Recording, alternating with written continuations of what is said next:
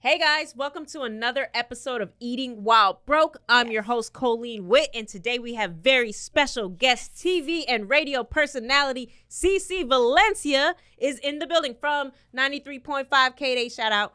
But super excited to have you. I'm so excited. Yes, I was like calling, texting, bothering people. She was on it. I have to say that. She was on it like a true woman. I was like email, text, calls, annoying. I will not stop until I'm like, she better. Please, God, let it happen. No, and then when I heard the concept of this show, I just thought it was so amazing because I never seen anything like this before. Yeah. So I was like, oh, this is really a one of a kind. Yeah. Like, I love this. Yeah. I used to think it was like all about inspiring the underdog, but the more I hear like fans talk, they're like, yo, this is like a real chance to get to know the people that we watch and we admire. Like, we get to really... And here's some you. stories, yeah. You know what I mean, that you probably have never heard before. Exactly. Absolutely. So, speaking of stories we ain't never heard before, CeCe. Yes. What is the broke dish you are going to have me eating today? Okay, so the broke dish that I used to eat while growing up was my mom would cut tortillas, and we would fry them, and then we would add a little bit of, we had these, okay? And we ate these with everything, even white bread. What is it? Chicken hot dogs, right? Chicken hot dogs. Okay. Slice them, and then you fry them, and then you put the egg. And I promise you, I know it's a broke meal, but it's like the most delicious broke meal you have ever had. It's all the flavors.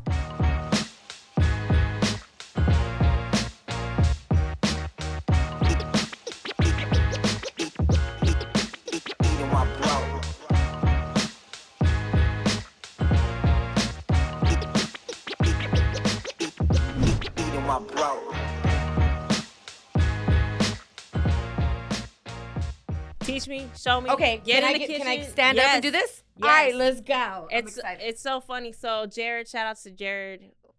No one ever gets to see Jared. He's like the guy from Home Improvement behind Jared. the fence. Yes. But Jared is Mexican, so like he understands it to a certain degree, Jared way better ate this than meal me. One time in his life. Yes, I was like, Jared, can you set it up? He had cutting board, eggs, everything like that. I was like, okay, he knows what and I was like, do we need butter? He's like, I got the oil. Yes, like, Jared okay, understands the struggle too. Stay in my lane right there. Absolutely. And then here, pass me that cloth just in case we accidentally turn on the wrong burner. No, we're good.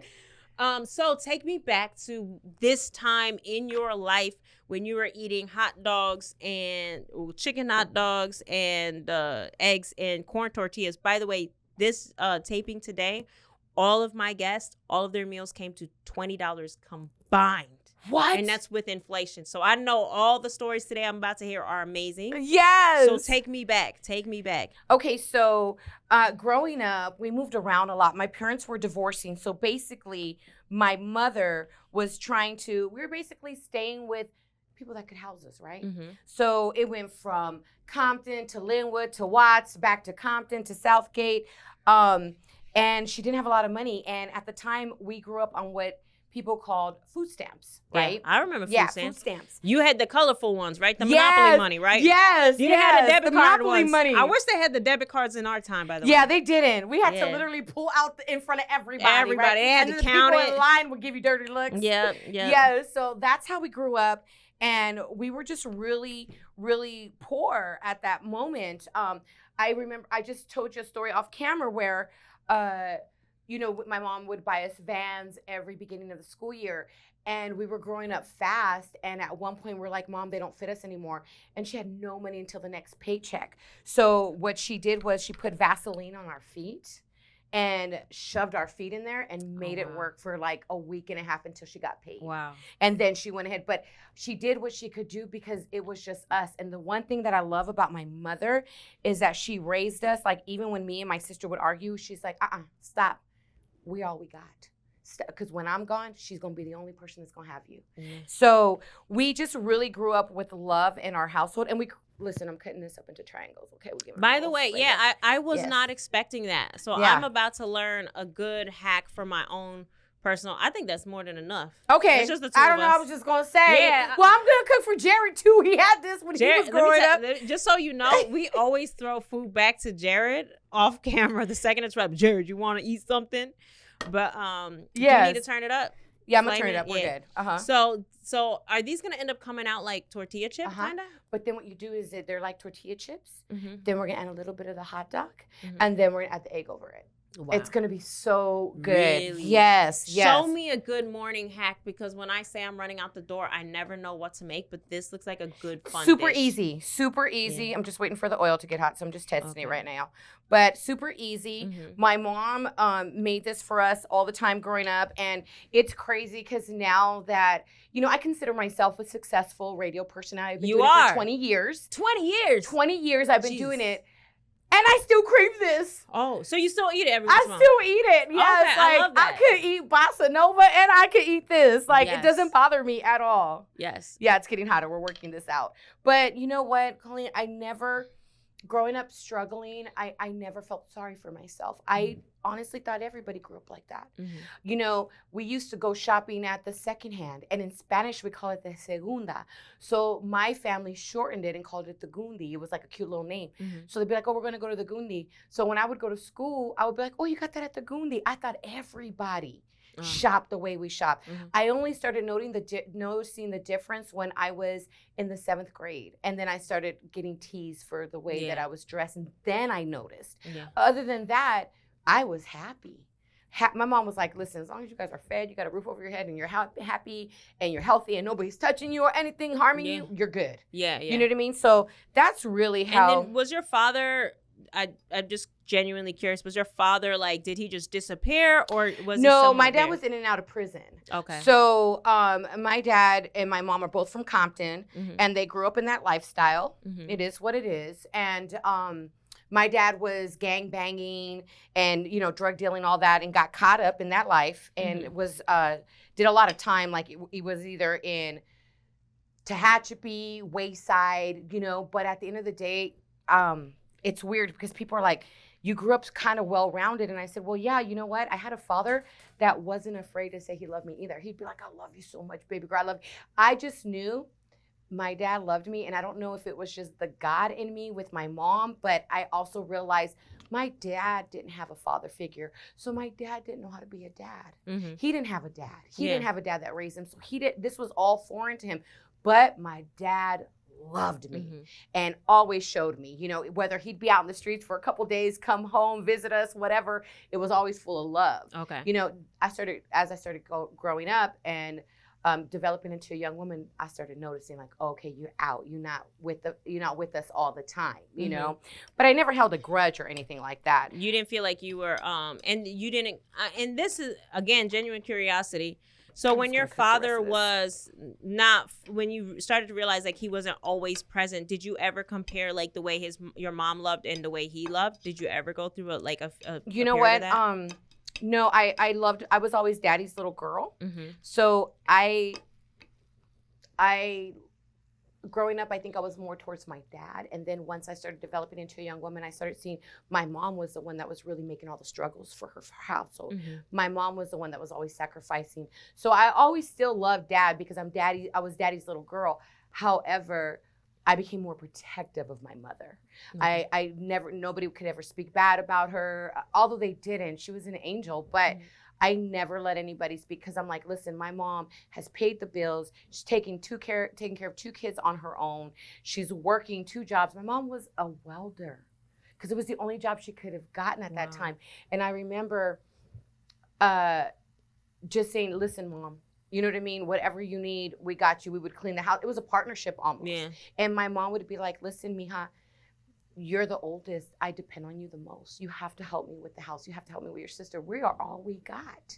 I love that. And that was how she raised us. And she never talked bad about your dad either, right? You know what's so crazy about that is that I recently did an interview and it kind of went viral.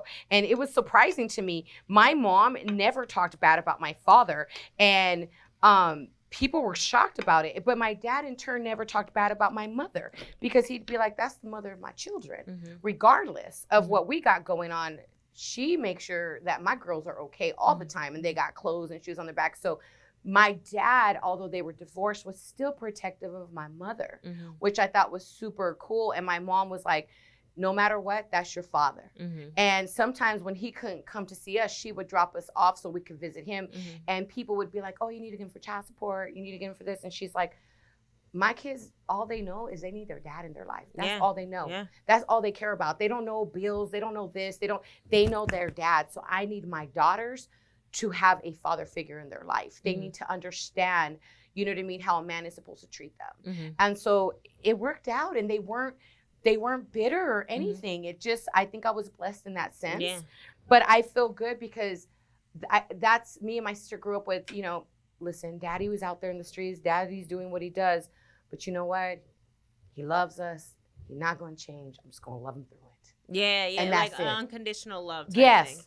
Now, when did we're gonna start inching towards who you became the first half of your 20 years. How did you start getting into radio? What inspired that point of I'm interested in this field?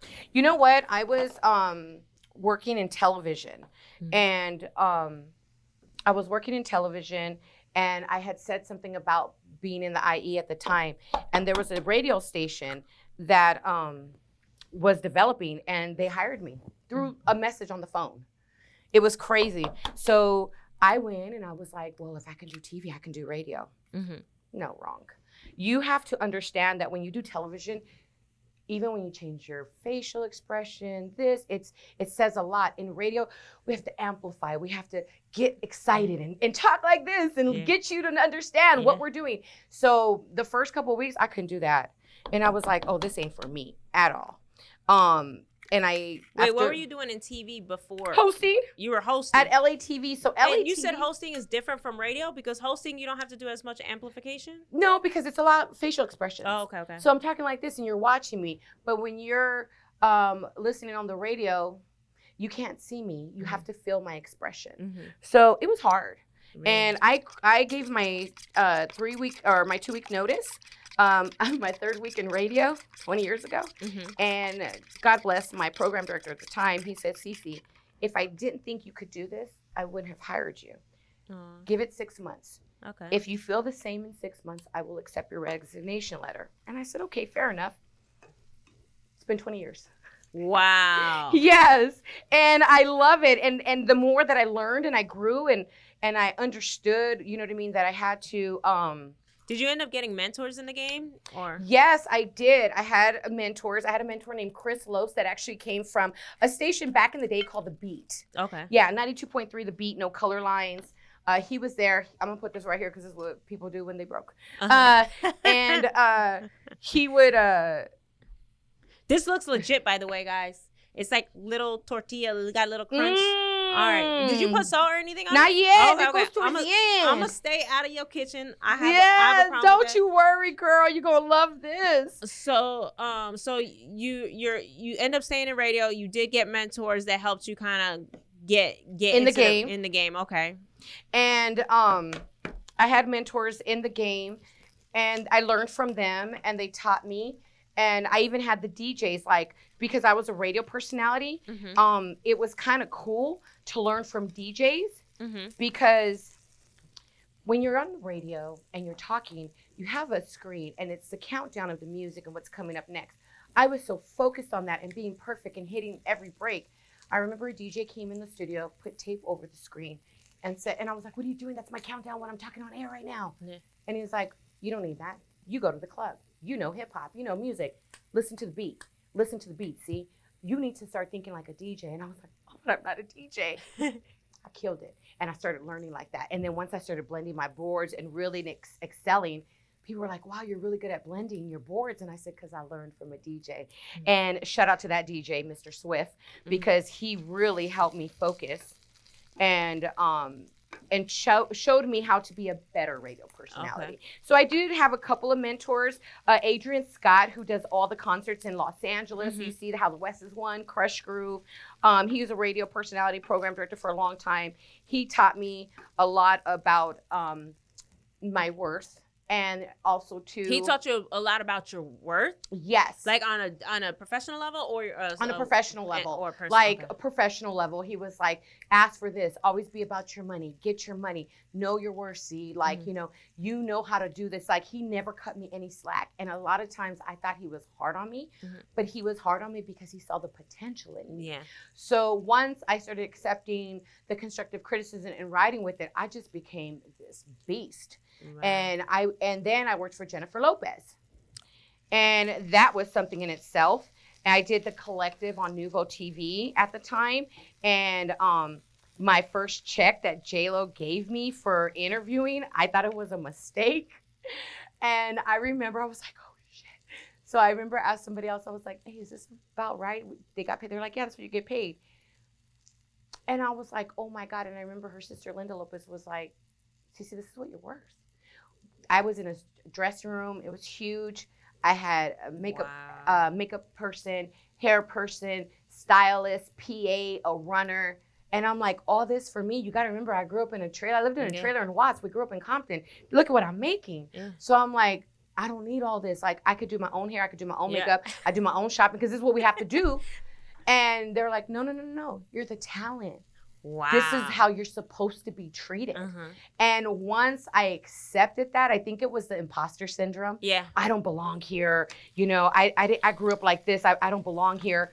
Were you also, I'm just backtracking, when you got the J-Lo gig, were you also kind of like in that position of like, I'm so thankful to be in the room, kind of. Yes. Okay. Oh, I went. Okay, so like, oh, this is J-Lo. So like, this is this J-Lo, the most beautiful woman on the planet. So, and just a sidebar: is she as beautiful as she is? Yes. Yeah. Okay. So, sidebar really quick about Jennifer is that you see all these little memes on Instagram, and it's like this like wrinkled looking face. That is all like people that do that editing, because I went to her house. She invited us for a barbecue. I was working for her at the time, and I remember sitting down, and I was just like, oh my God. And I was taking my moment of, man, this is where I grew up super poor.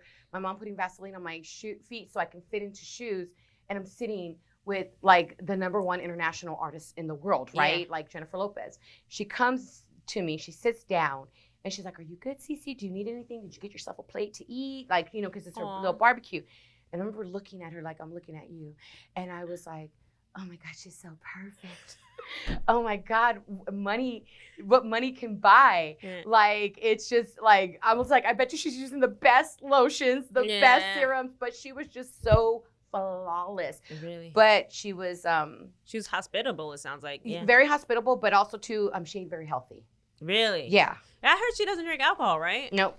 And I was there. Somebody was trying to smoke a cigarette on her property, and she made them walk across the street because she said no smoking at her house. Ooh, so yeah, okay. So she didn't play. But when I got hired there, I mean, listen, you see what I'm eating, right? Yeah. So it's what we grew up on. When I got hired there, I was the chubbiest girl, and all the girls were like this skinny and freaking gorgeous, right? And I remember going like on this diet, trying to lose weight. And I remember they pulled me aside, and Linda was like, what are you doing? And I was like, oh, girl, I'm losing weight. Thank you for hiring me. I'm going to be the best for you. I'm making sure I'm good. And they're like, no. We hired you because of the way you look. Like, you're talented, but the way you look, there's more people that look like you than like them. Yeah. You have to understand that. And I didn't understand it at the time. And then I just learned to embrace the curves. Yeah. You know what I mean? And you got a nice body, by the way. Thank you. Yeah, nice. So I just embraced the curves with a little bit of meat on them, because we do love to eat. It looks so good, girl. Is the trick now, so now this is the first time I've ever seen someone do this in front of me. So the trick isn't to put a lot of oil, it's a little bit. Yeah. Okay, good to know. It's a little bit, because you're going to put the eggs and stuff, and you don't want it to be too oily. Okay. So the tortillas will like basically soak it up and fry it. Okay. So that's what I'm doing right now. So what I'm doing is letting it fry a little bit more so it can soak up more of that oil. And then when I put the eggs, we're fine. But I did put a little bit of oil. I know it's a good lesson, because I'm gonna go home and do this. It's so good. It's so inexpensive. It was really inexpensive. Yes, and I literally like when I'm surprised you didn't add cheese or something. No, because We didn't have it like that. This is what we had. And of course, we had some tapatio, but we can, and then people like think I'm crazy because I'll even put ketchup on this. Oh, really? I love ketchup on my eggs. I like it. No. Okay. You know what? When Jared switches the cameras, he'll probably bless us with some ketchup and tapatio. Yes, I need it. And then we'll just add the egg over it. Mm-hmm. Wow. Just hear that sizzle. This is crazy. I'm learning so many cool hacks. If you're a single mom or a mom at home, these are like the best moments because you could like learn a quick hack. Yeah. I'm going to take all the corn tortillas home today. Yes. It's like a little crunch. Mm-hmm. And then you get your little meat in there, your protein. And we did the chicken, so it's not pork. Uh-huh. And then that's it. And then when we did have cheese, we would do a little bit of cheese. Mm-hmm. And then most of the time we would have like, green salsa or we call it salsa verde, or we'll have like the tapatio and we would just pour it on there and that was it. Sometimes though, I was the only one in my family that would put ketchup and people would make fun of me, but I loved it. But yeah, this was my broke meal that got me through. Like every place I've been to, like I moved to Vegas to do radio. I did radio out there for 5 years. Wow. And this was my go-to meal because I was single at the time. I had a studio apartment. I just moved to this new city and I was struggling. And this was everything. And it's crazy because you know what the trick is too? What? Onion powder. I'm telling you, Jared knew what he was doing because I promise you, he laid out all those seasonings. And I was like, it wasn't even on your call sheet. No, it's crazy. He knew what he was doing. Yes. See? And right now, like, even when I was looking, I was like, oh my God, I forgot to tell them it's onion powder. Nah, he blessed you. So what happened with the J-Lo situation? The network went out of business. Mm-hmm. And then I just continued to do radio because I was doing both at the time. Mm-hmm. And I went from... How did you take that blow? It was hard, but I wasn't the only one affected. So we were at Nuvo TV, and that was J-Lo's. But at the time, there was a bid for Fuse TV. Mm-hmm. So she bought that. But she bought that? Yes. So there was... she bought Fuse? Yeah. J-Lo did? Mm-hmm. Shout out to motherfucking J-Lo. Okay, boss. Yeah. Okay. Now I don't know how much percentage it was or anything like that. Yeah. I just know we got talked to and we were like, so they're trying to figure it out because Nuvo was in the West Coast, Fuse was in the East Coast. Mm-hmm. So they were saying that she was going to somehow try to she's going to have to let go half here, half there, and consolidate it. And so we didn't know what was going on, but at the time they said they placed the show on hold, but never came back. Mm-hmm. So, which was fine because radio was my love, and I loved it. And honestly, like I took that as a lesson working with J-Lo. She taught me a lot, and I was able to walk away with what I figured was my worth, and it showed me how to negotiate and how to move through the industry. So it was a big blessing. And then I got a lot of gigs after that. You know what I mean? Yeah. So I loved it. Okay. And I loved working for her. She was awesome. She was never rude to me or anything. Now people would say, was she rude? She wasn't rude. She wasn't like, in Spanish we have a saying like con cariño, like, oh, I'm showing you everything with love. Like, hey girl, and I hug you. Not like that. It was more like, she was very like polite.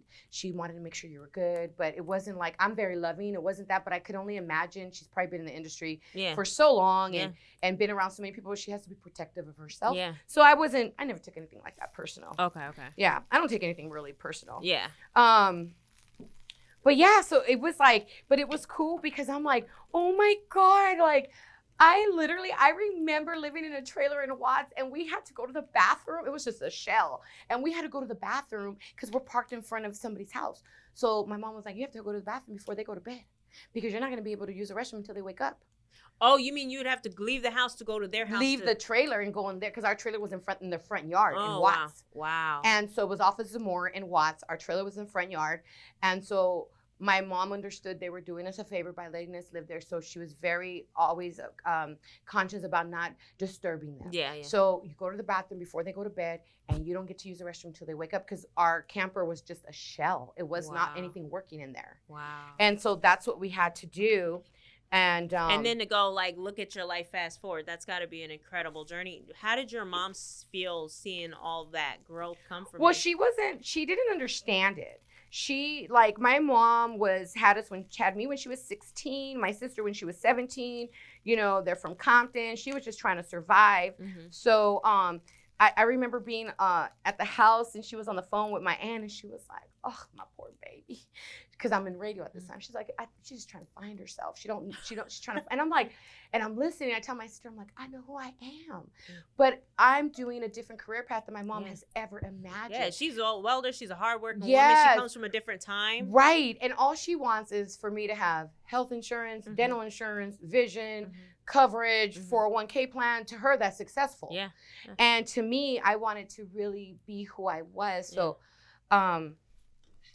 I just, I had to accept it, and I remember my sister was there for me, and my sister was like, "She doesn't understand it, but it's okay, sister, keep going." Aww. My sister is like, has my back all the time.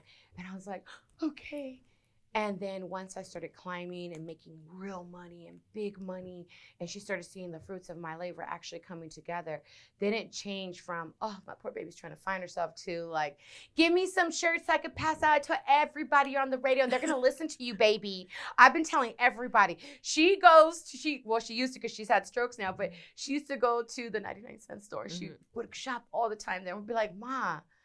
And she would be like, "Oh, I went to the 99-cent store, and I told the manager that my daughter's on the radio, and he likes your radio station, so give me a shirt so I could give to him, because this is how you get your listeners." Aww. I said, "Okay, Mom, go ahead, Rita." I love when parents go from one to the other extreme. Yes.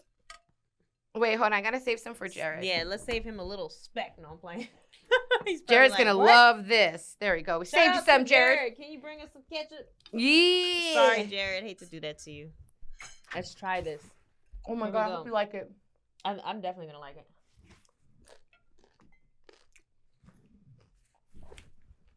She loves it. I give you my word. I will be doing this for my daughter at home. I love it. I'll give you my word. Isn't it easy? It's easy, and it's so creative. Yeah.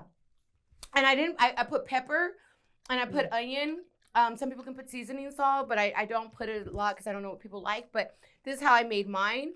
And literally, this right here would get me through so many mornings. And people that, even my friends, I'd be like, "Hey, do you mind if I make this real quick?" They loved it. Let me tell you, if I was your homegirl and I slide through, everyone always has that one homegirl that could cook real good. You know what I'm talking about? If I was your homegirl, I'd be like, "Girl, I'm coming through. Can you make that tortilla egg thing?" And then you'd be like, "Well, I don't have the ingredient." "I got it. Don't worry. I'll pick it up." So good. And then,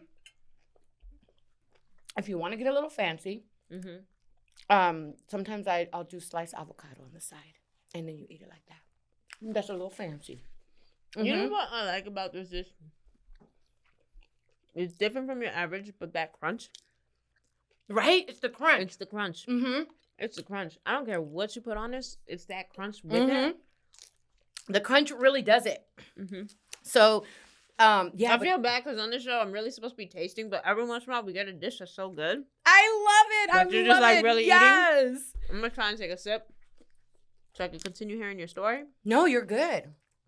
But, yeah, so my mom, I would cook because my mom would have us cook, and these were the dishes that she would have us make. And from time to time, like I said, we would take my mom out, and we'll be like, "Mom, where do you want to go? We'll take you to any restaurant." Me and my sister love spoiling her because she struggled so much. And we're very successful now. And but she doesn't. She's so simple. And I think that's the beauty in her, that she still craves these dishes. She has me making her every morning. And a lot of viewers will know this. She has me making her avena. And I was going to have you get that. So basically, avena is literally water. You boil it. Oatmeal. Put a little bit of milk in there. Brown sugar. Cinnamon and sugar. And we mix it. And then we would get bean burritos. Get the beans, the tortillas, roll it, and then you have your avena with your bean burrito.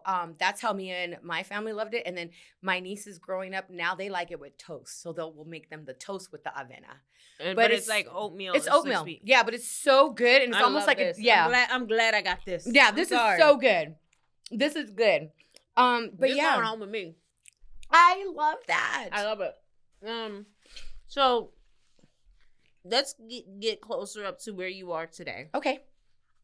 What were some of the, would you say, pivotal moments between the J-Lo gig and where you're at today that kind of changed or re-transitioned your trajectory? Because I see J-Lo, working with J-Lo and having that mentor Right. really helped establish your worth in the industry and kind of break you through the imposter syndrome. But now that you established that worth, were there any points in your career where you had to like almost backpedal or renegotiate back to who you first envisioned yourself are versus knowing your worth now? No, I think my ride has been pretty smooth. I've had some bumps, but I think one pivotal moment was when I was actually looking to apply at a certain radio station, and I really believed that I was the perfect person. I grew up on that music.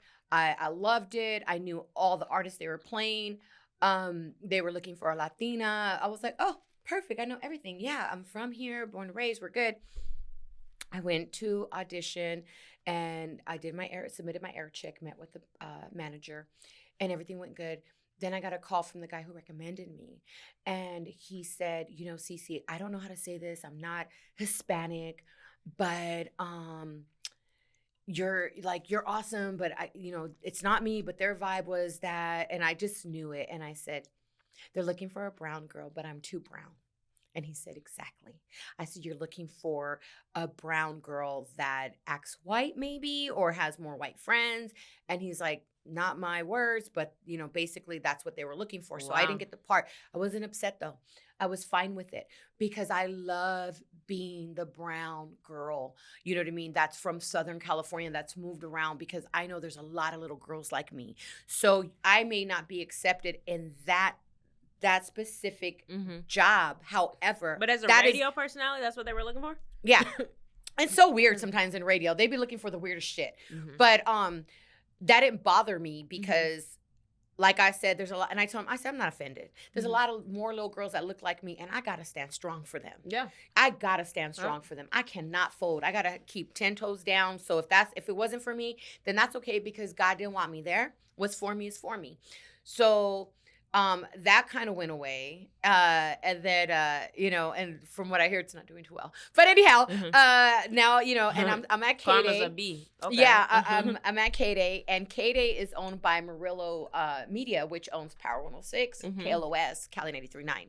So when Murillo bought Power and we moved into the same building, they already had ideas of putting me onto Power 106 to help draw in the community. So that's what I did. I did my job. It was cool. However, I did go back and I begged them to go and please let me come back to KDAY, because I loved being at Power 106 and it was cool. Like, trying to get them my goal was to get Power to be reattached to the community. And I think I did that. But at the end of the day, I still had to think about my brand and what I wanted. And what I wanted was to be at 935 KDAY. My family's from LA, born and raised. We grew up on 1580 AM, so I wanted to be attached to that station. I wanted the Tupacs and the Snoop Dogs and the Ice Cubes and the NWA and the Nas's and the Queen Latifahs. That's what I wanted. I didn't really have too much passion for, the new stuff at the time. Yeah. So I still am like that. It's hard. I mean, there's some new artists that I actually love, but there's nothing like that era, right? Yeah, nothing. So I, begged and begged and begged, and they finally were like, all right, we could bring her back. She did what she did, and I was like, just please, I love KDAY, and they're like, all right. So I went back to KDAY, and I did the morning show with Romeo, dominated mornings, and then pandemic hit, and a lot of people were being furloughed. Yeah. And I remember a lot of radio personalities were able to work from home, but ours didn't allow us. So I was really nervous. I remember at that time when pandemic hit, we didn't know anything about COVID. Yeah. You just knew, like, you were so scared. You just knew if somebody got it, they probably died. Yeah. Right? That was like the beginnings. Yeah. So I remember sitting in my bed in the bedroom, and they were like, you have to come in if you want to still get a paycheck. And I was crying, and my fiance walked in, and I was like, I don't know if I love radio enough to die for it. And I was like, and that's where I'm at in my life right now. And I never thought I'd be here. but the station promised us protocols and everything would be clean. So I ended up doing it. And then they stretched me out from mornings to middays. So then I was on from 5:30 to 2:00 in the afternoon. Wow. Yeah. So what time do you have to go in when it's 5:30? Do you go in at like 4 or 3? No, I go in at 5 only Okay. because I show prep everything the night before or Okay. right in the mornings before I get them. I have my main stories. So you're up early. I was always What time's up. your bedtime? I'm just randomly When I was curious. doing mornings, my bedtime was between 8 and 9, and then I'd wake up at 3:00 in the morning because we still had to get camera ready. Yeah. So, I did it for almost 20 years, and then was doing mornings. And then when they stretched me out to middays, then they started realizing, oh, okay, people are coming back out now. Pandemic's kind of over. Hey, work first has changed now. Like before, you'd have the 9-to-5ers and we were set schedules. Now, because of the pandemic, some people are working from home. Some people are working in the afternoon. Some people are working at nights. Like the whole time has changed. So then they separated me in Rome and put me in the afternoons. And they're like, we need your energy in the afternoons. Yeah. It takes people longer to get home from work than it does to get to work. Yeah. So I went in the afternoons, dominated it. I'm killing it. I mean, we just had talks about my show ratings. I'm like out the freaking gate with it, which is awesome. But what I love is that I have a team around me, and I stress to them the importance of being outside. And so people are like, what's your secret? You know, your ratings are so good, and your ratings have been good since the pandemic. Like, I've always hit. What does it mean to be outside, though? You got to be in the community. You got to be doing these community events. You got to be at certain mixers, because this industry, if you're not outside, you can't get mad. They'll forget about you. Yeah. If you're not at the top of their mind, and you can't blame them. Yeah. They're around the people that they're seeing the most, and that's who's coming to their minds. So you have to be outside. And I told people that I've said, you can't run a radio show from behind the console. Yeah. Like, I could do this, but I also have to be outside too. I also have to be advocating for my show, for KDAY, especially nowadays, because we got so much competition. Yeah. You know what I mean? So that's been my secret, is just But being that's with also community. what your mom was also about. My mom was about that. Yeah, she was So, like, yeah. hey, 99-cent store, let's... And my That's mom was cool. always about blessing other people, and that was her thing. We would be like, Mom, we hardly have it. You're giving it. And she's like, they have it worse than us. They have it worse than us. You need to stop thinking like that. Open your heart. Like, my mom was always been that way. So I think that's where I come from. And people are like, CeCe, you're always in the community. Like, you're just, and to me, it's so natural that I'm like, that's not a big thing. That's how you live your life. Is being outside, is being with them, is doing these fundraisers. I did fundraisers for the street vendors. Remember during the pandemic, they were getting beat up and getting assaulted. Yeah. I did a food drive in November for them, and I found out in doing this food drive, did you know that street vendors, we couldn't get them turkeys? Because they don't have refrigerators like you have a refrigerator. They're street vendors. Sometimes they only have an ice chest. Wow. Yes. So we had to get them dry goods, and we had to give them gift cards because they don't have the refrigerator space. And I remember there was a street vendor. She was 82 or 83 years old by the name of Daisy. We dropped off the food to her house. She didn't have no couch. She had an office chair and a TV, and that was how she sat and watched her television. There was no couch. I mean, imagine being on your feet all day and you don't get to rest. She had one small refrigerator and like 2-3 ice chests. We sat there, talked to her for a couple hours, blessed her. And then when we were getting up to leave, it was already after 9:30, she gets up too. And I tell the girl that's working with me, where's she going? And she goes, where are you going? She said, well, I didn't make enough today, so I have to go back outside and sell. Imagine your 83-year-old grandmother being out at 9:30 at night in LA and having to sell because she didn't make any money. And when we tried to get the directions, she didn't know her address. So we had to write it down, put it on the refrigerator, and be like, this is your address when people ask you. So there's so much more in the community that goes through that. And I remember sitting outside and I was bawling. And I called my mom and I was like, it's not fair that people live this way, Mom. It's not fair. And she's like, I know, baby, but you know what? God has blessed you and you're blessing her. And that's the only way that I have learned to keep my sanity in all this. I adopted an orphanage in Tijuana, and I did it because it was doable. It was 40 kids. So what we did was they made Christmas cards. I would give you one, give Jared one, and you would be in charge of that kid. And they would tell you, hi, Coline, my what I like is I like barrettes, but what I need is underwear. That's all. Hey, I love soccer. I would love to have a soccer ball, but what I need is t-shirts. So it's so crazy what their need was. And we would go deliver it, and I would just say, hey, you just have to buy those 2 items, but decorate it, wrap it up, because we want to give them the feeling of a kid unwrapping a gift, right? Yeah. So this is what awesome. I do. And this is how it's so important for me to still be tapped in. I'm trying to put together a trunk or treat for kids for Halloween, but we're doing it a step further. We're going to have the trunk or treat. Have you ever heard of that? No. Okay. So a lot of parents do, because it's safe trick or treating for the kids. Churches do it, schools do it. So you get all these cars, they park in a parking lot, they open up the trunk, they decorate their trunk, and then the kids go around collecting candy. And it's just a safe way of doing it. It's very controlled. But we're going to take it a step further, and we have a DJ and everything. We're going to do a sensory hour the hour before for kids that have special needs, kids that are autistic. The music's too loud for them. It's too much. So we're doing something so we can include all children. Wow. Where are you going to do that at? I'm trying to do it at the SoFi Stadium. We're in talks right now. SoFi, okay. Yeah, SoFi's a tough stadium to get into. So, so I'm trying. I'm pretty sure you will be able to do it. It sounds really wonderful. Yeah. And I just think that that's part of being outside. That's part of being in the community. And that is what's carried me through 20 years of radio.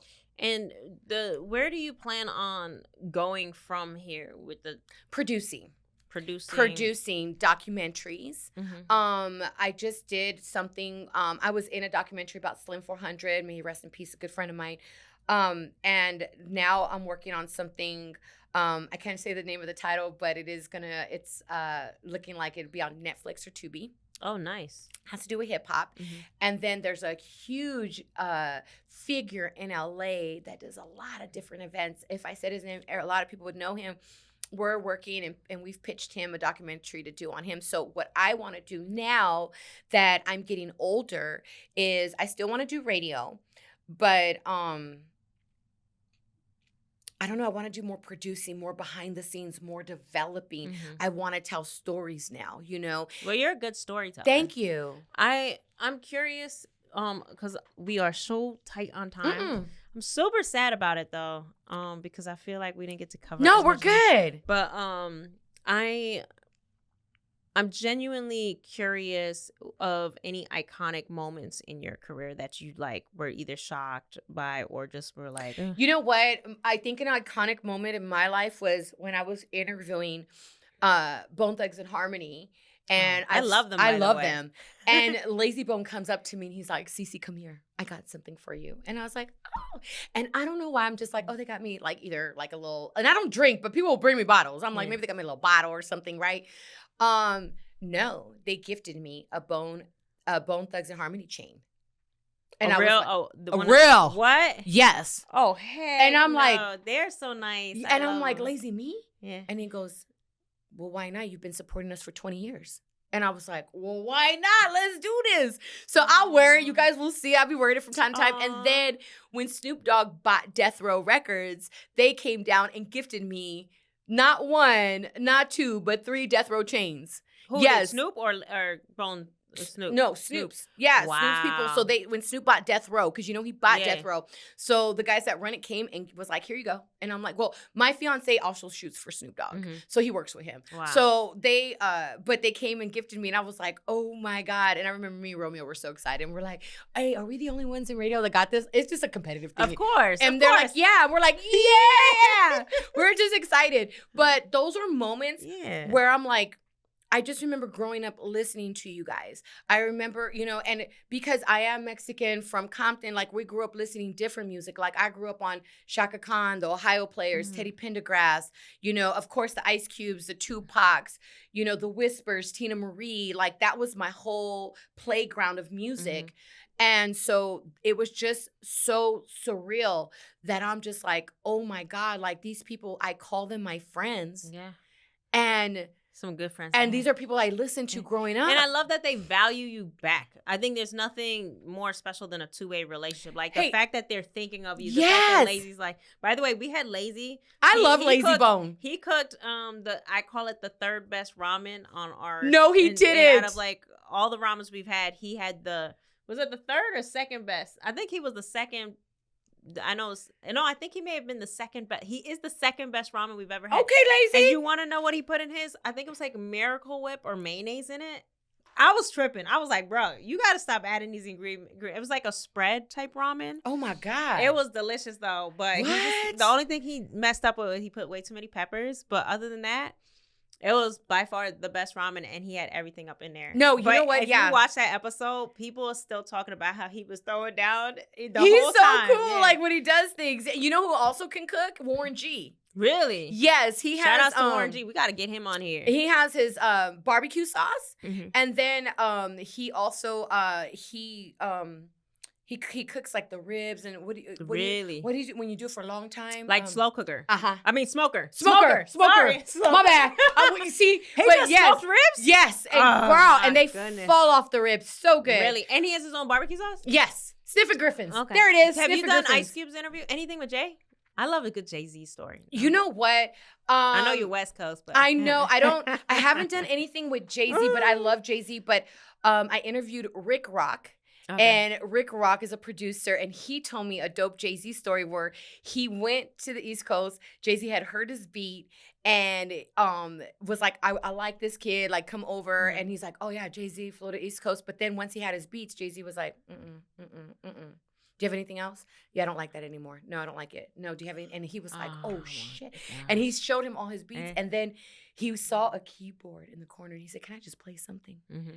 And he said, yeah. And he was just playing. And then he said, that's it. I like it. And he was like, but he was like, at some point he was like, okay, I'm running out of options here. I'm Running out. desperate. And I'm like, oh my God, like how crazy is that? Could you imagine you get that far in the room and only find out you know who, the kids that he's grown now. Shouts to James Andre Jefferson Jr. I don't know if you know James.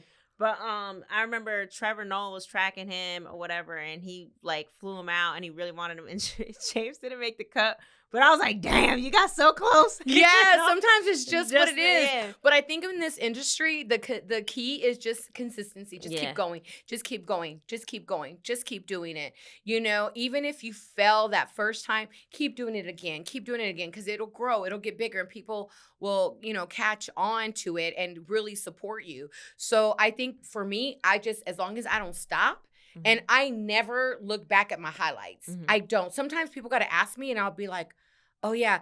The other day my assistant was like, oh, you interviewed that person. I said, I did. I said, I don't even remember. Like, I don't really go back and look at my highlights. You don't think that's good to do? I enjoy the moment really quick, but I have so much more I want to do. So I will let people tell me, you know what I mean? Oh, you did good. You did. All right, perfect. You liked it? Was it good? Did it touch you? All right, bet. And then I go on to the next because I have more projects I have to do. Okay. So I never look back at it. And then one thing I've never done, and I don't care. I stand by it. It doesn't bother me. I have never, ever watched myself on television. What? Never? Never. I don't. I will have my friends watch me, and I will Does your sister ever comment on your stuff? Oh, yeah, girl. Because sisters be talking. Oh, my sister. See, that's the thing, though. My sister be like, my sister compliments me and sister, you were amazing. You're so great. Really? Yeah. Yes. I take constructive criticism from my friends, and I'm like, look, if there's something that you think I could do better, please tell me. Mm-hmm. You're my friend. Mm-hmm. I value it, and I will listen. But I can't watch myself because I will beat up myself. I will look at myself. I will tell myself I could have worn this. I shouldn't have did my hair like this. Why did I do my makeup like that? I didn't blend very well. Oh my God, I stuttered at this word. And I will depress myself. It's so crazy because I was sitting here thinking before you said that, I think one of the most beautiful things about you is the embracing of you. Like you embrace you. So to hear you say that is crazy because on the outside, the way you handled your business, it seems like you embrace you. But to hear that there's this side of you that will tear yourself down is crazy because I'm sitting here like, I love how you love who you are and what you represent. Like, I think that if I were to walk away from this whole interview, I'd say I love the way she loves who she is and where she came from. Do, and I think in those moments, I don't want to take that away because, like, I'll be at an event and I'll be so happy and I'll be like, we did good and I loved it and everything came out good. And I'll see a video. And the video, I'm leaning a little forward when I'm walking, so it looks awkward. And I'm like, why did I walk like that? So maybe didn't it would even be like notice. more of like your perfectionist side. Yes, I'm Okay, such okay. a perfectionist. Yeah. And so I do that to Mhm. keep my own sanity Mhm. and my sanity at the house.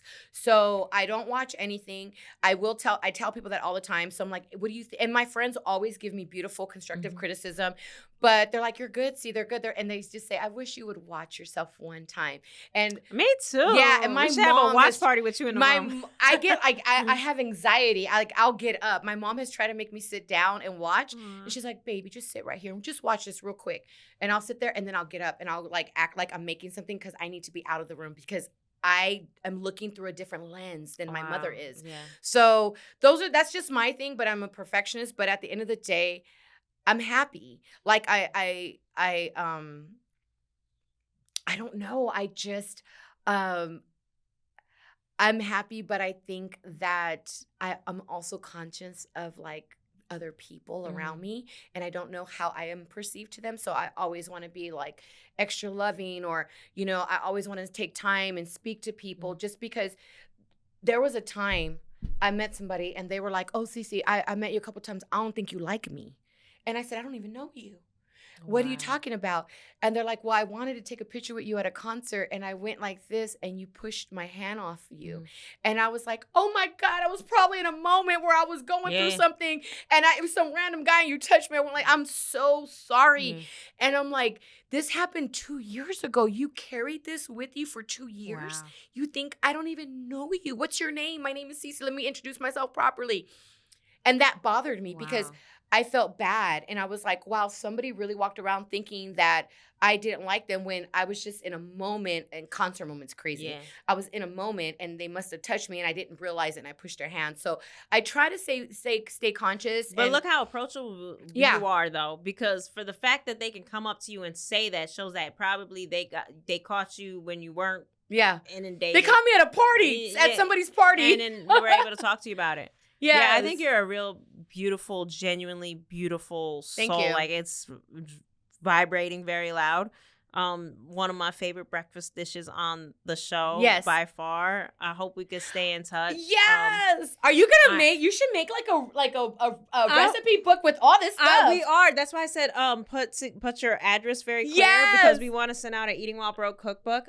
It's so funny because I've talked to publishers about doing the cookbook, and when I send over the ingredients of all the celebrities, I mean, these are successful people. Absolutely. And I'm like sending over their dishes, spam and egg and cheese, and they're like, ugh, who's gonna buy this cookbook? I'm like, bruh, it's not just, it's the stories behind the cookbook. It's knowing that your favorite MC, your favorite author, your favorite entrepreneur started at this point. And honestly, most of these dishes, these people still eat because now it's become an iconic thing. I used to tell people all the time, you don't want to rush past your brokenness, because I look back at my broke stories and I laugh and they bring me so much joy. Right? And when I hear like the success stuff, just doesn't do it for me as much as like eating old, you know, like just my old stories. I'd still joke about, like, I used to search my car to make a whole $1 to buy like $1 McChicken. Right. Like, I would be like, I know there's a quarter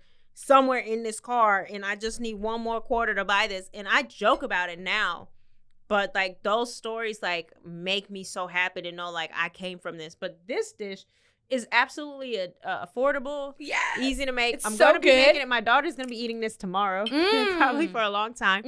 And I love that being on this show, I'm learning more and more on how to make tortillas work. There's a secret. Yes. And then one last sidebar, we are definitely over time, is how do the women DJs work with each other behind the cameras? Are you guys supportive? Are you guys haterish? Like, I'm genuinely curious. Both. Because there's a very few of you. There's very few. Sorry, I know you got a mouthful. Some are supportive and some are haters. Like, you just have you have both, you know, everybody's different. But I think that with the people that have been in radio for a very long time, where we like to say like we're the vets, we're kind of like the OGs, we're more supportive because we have more of an understanding how crazy, how hurtful, how judgmental this industry can be. So we have, I want to say the girls that have been in it longer have a better understanding and support each other. I think the girls that are coming up, they don't have that understanding yet because they haven't experienced certain things. So I could be a little catty, you know. I think once they learn though and they go through it, then they understand it. But I surround myself with a supportive network with girls that have been in this business, whether they're promoters, they're concert throwers, or they're producers, or they're fashion designers, you know, DJs. I really have a small circle, very tight, very loving, and very strong. And that's how I move through the business. A lot of people know me, and a lot of people, CeCe's so sweet. But you know what keeps me sweet on their radar?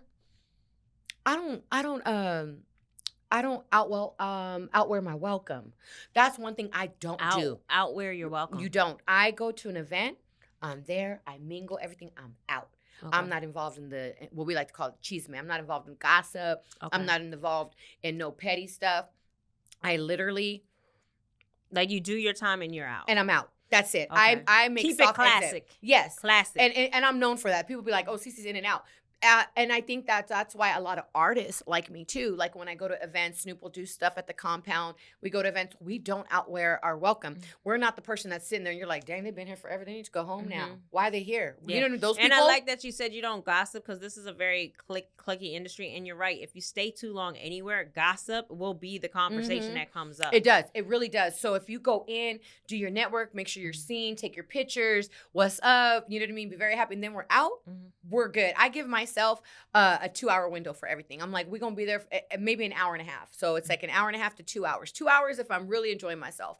And then I'm out. Wow. Because I think that's why I feel really in my heart. That's why a lot of people have respect for me, because I don't never get too close where we cross that boundary or that line. I'm very respectful in that sense.